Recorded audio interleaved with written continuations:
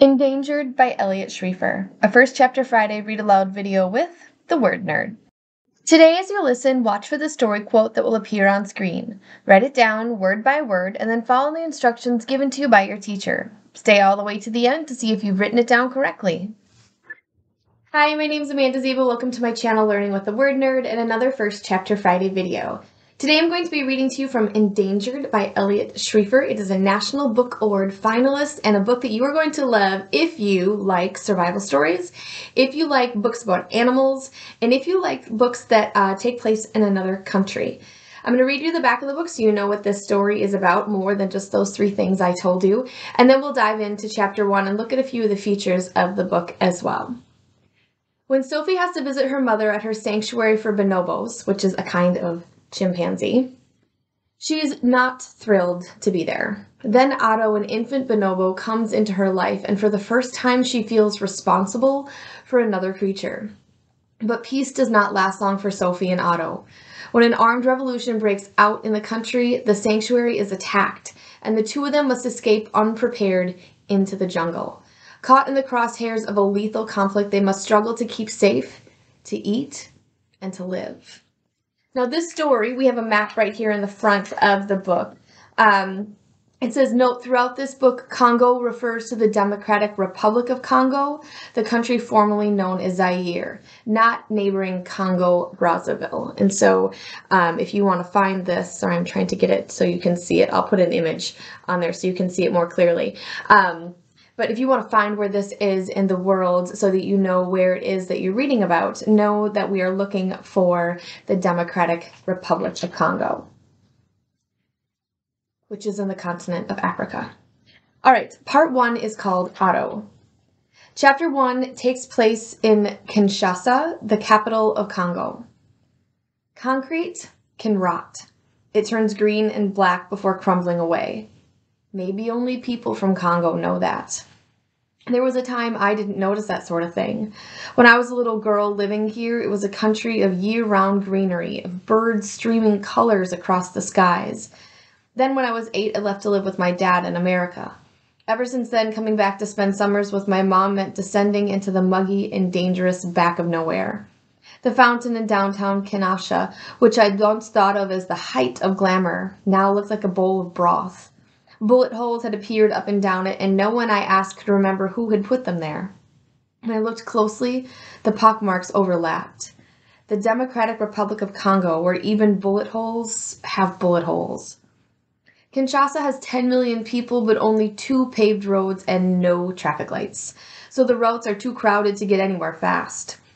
Almost as soon as the driver left the house to take me to my mom's workplace, we were stuck in traffic, inching by a barricade. A police roadblock wasn't common, but not all that unusual either.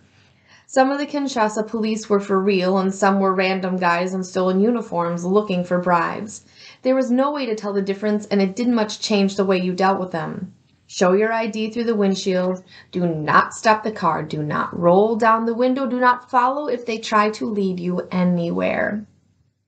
A man was approaching each car as it slowed.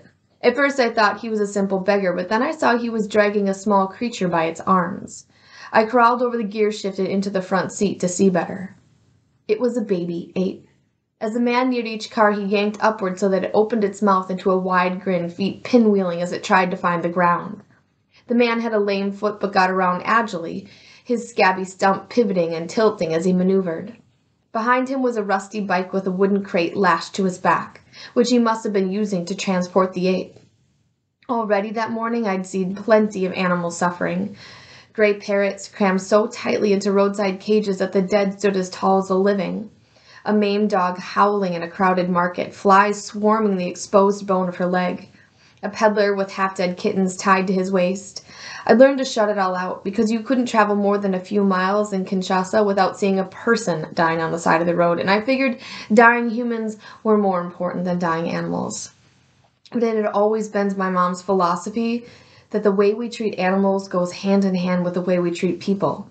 And so she dedicated her life to stopping men like this one, bushmeat traders hoping for a sale. Dedicated her life so fully, in fact, that when my dad's work in Congo ended and he had to go back to the States, she'd stayed on and they'd divorced. Our shared life as a family had ended. It appeared that the ape was having a hard time of this life, grinning ear to ear. But when I looked, it appeared that the ape was having the time of his life, grinning from ear to ear. But when I looked closer, I saw bald patches and sores. He'd been restrained by a rope at some point, and it was still tied around his waist and trailed in the dirt. Clement, that is a bonobo, I said stupidly. Yes, it is, he said, his gaze flicking nervously between me and this man. So stop the car, I said. Irritation at being stuck in this car, at being stuck in this country, fired away. Tease, Sophie, I cannot, he said.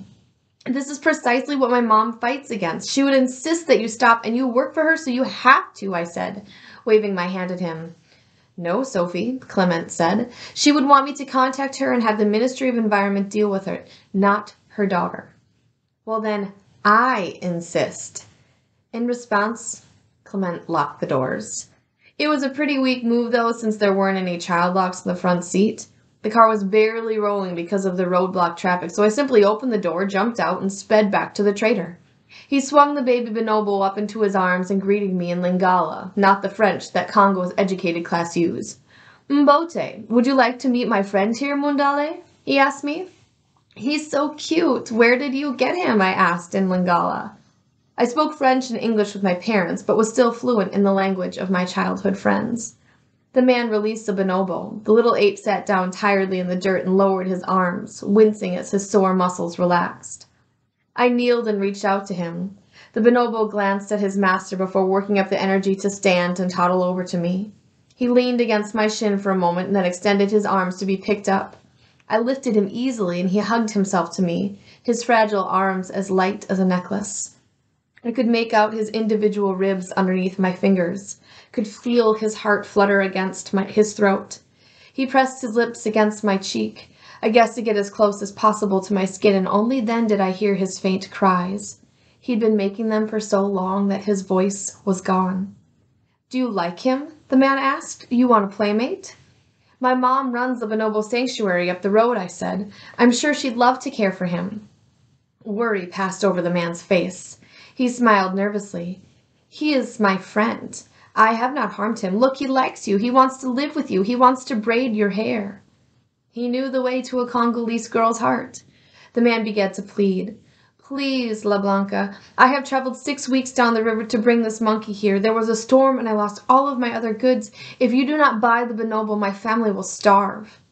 Looking at the man with his crippled foot and greasy, ragged tunic tied close with woven palm fronds, it wasn't hard to believe he was close to starvation. By now, Clement had parked and huffed up the street to join us. Undoubtedly, he'd already called my mom. Sophie, he said, we need to leave. This is not the way. He didn't get it. Stop worrying. If we wind up in trouble, I'll tell Mom it was all my idea. The baby ape reached his fingers under my collar to touch my skin directly. How much do you want for him? I asked the man. The sanctuary doesn't buy bonobos, Clement said, stepping between us. He is my property, the man said. You cannot take him from me. It's not going to come to that, I said. I wish Clement would just go away. He was always on the way to ruining everything. I turned to dismiss him, but paused. Clement was staring at the roadblock.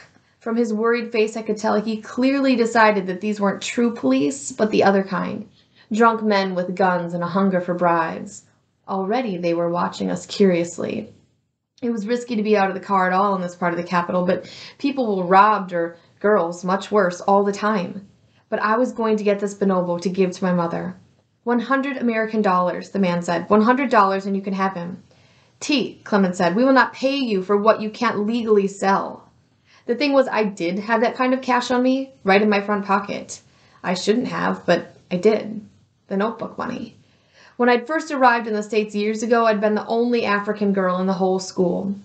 I'd gotten plenty of looks with my plastic slippers and hair whose kinkiness I hadn't decided whether to embrace or fight. When Dad had picked me up from school that first day, I tearfully told him he had to tell me what a mall was and then go straight there. There was only one nice thing anyone said to me in my early America days, but I heard it over and over again. My notebooks were really cool. It turned out that the year before there had been some sort of stationary arms race among the kids, with each trying to have the most unique pens and paper. I pulled out these shiny Congolese fool's cap notebooks, roughly bound with big green elephants stenciled on the front. I gave them all away, making do with plain old spirals, and the 5 girls I offered notebooks to became my closest friends. Each time I left to be with Mom for summer break, the American kids would ask me, "So, Sophie, you're going back to Congo. What is it like?" And I'd say, "Poor," and we'd move on to the important business of notebook requests. A ton of them, even now that we were 14 and not 8. I still had my friends' money. My free hand went to my pocket. "No, Sophie," Clemens had watching me. "Your mother would forbid it." "This is for my mother," I said. "Saving bonobos is the most important thing for her." The bonobo's skin was feverish, baking against mine. He was still making his almost mute cries. Any moment, those men with guns might get involved. "No," Clement said to the man. "Take the bonobo back." Reluctantly, the trader reached out. I could feel the weak legs wrapped around my belly tense and tremble. I'd seen it at my mom's sanctuary. Young bonobos spent years hanging on to their mothers. Without the constant affection, they die. The baby had spent weeks with this man, but he already preferred to be with me. What did that say about the way that he had been treated? He had probably been in that cage the whole time with nothing warm to touch. If I let him be pulled off me, the cage was right back where he'd go. Supporting the scrawny bonobo bum with one hand, I pulled out the cash from my pocket and handed it to the man.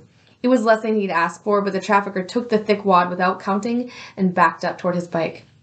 "Tay, papa," Clement called after him. "We will not buy this bonobo. Come back." I buried my face into the baby's neck, felt his pulse beat its hot and fragile rhythm. The transaction finished, the trader got on his bike and cycled away. Clement hurried me back to the car and refused to say a word to me all the way to the sanctuary. I sat in the back with the bonobo in my lap. He wrapped his legs around me and kept his arms at his side. They must have gotten hurt when the man dangled him all morning. I was no bonobo expert, but he was the ugliest I had ever seen. He was practically bald and covered with scabs, his belly wrinkly and stuck out. It, too, was nearly hairless, covered in only a soft gray down. On each hip bone where the rope had been rubbing, there was a pus-filled blister. The pinky was totally gone from one hand, and the next finger was only an angry red nub. "He's missing fingers," I said to Clement. He didn't break his silence. "Why would he be missing fingers?" I asked. I gently lifted the bonobo's hand, but he tugged it away, turning his head to stare quietly out the window, his fingers making knitting motions over his rope. "Leave me alone," he seemed to think. Staring at him was the only thing in the world I wanted to do. He didn't meet my eyes. There was no seeing in his looking.